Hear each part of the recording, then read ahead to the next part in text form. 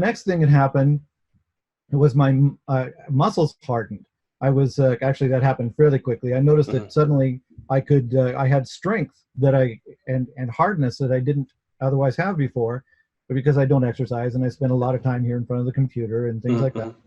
And one example of something that happened, two examples. The first one was I was pounding a fence post with an improvised metal post pounder, and I sprained my shoulder. And normally I knew that would take about 3 weeks to heal. It was bad enough I couldn't even lift my arm. Yeah. 3 days, completely pain-free. It's like Wolverine. Yes.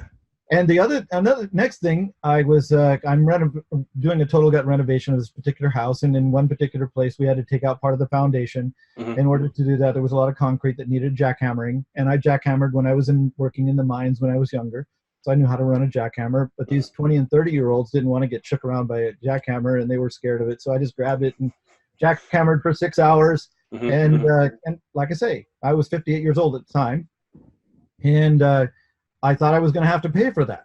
I thought I worked hard all day, and nothing. That is amazing. Nothing at all. Jackhammered all day. Just jumped on a jackhammer. Nearly 60 years old. No problem. Yeah. So it's fascinating. So when you inhale this gas into the body, it's like it does a rework of your body from the inside out all the way to the surface of your skin, so that even your skin regenerates. That's correct.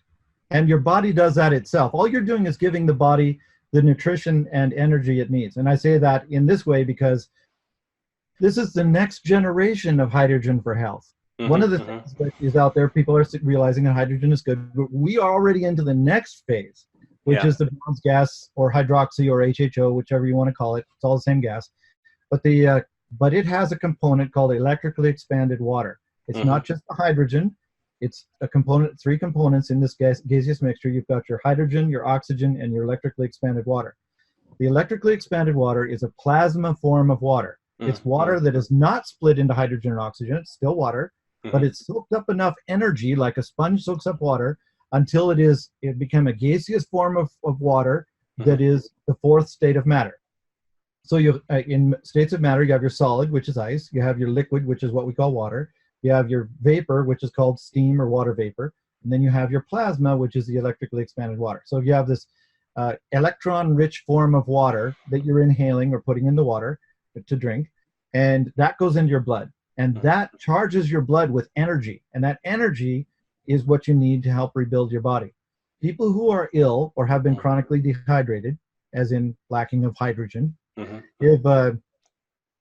have either compromised energy generation systems and or have depleted their energy reserves. So now the hydrogen is a food, which is like a building block of life, but it can't do anything without energy. So the Brown's gas gives not only the hydrogen, but the energy at the same time to heal.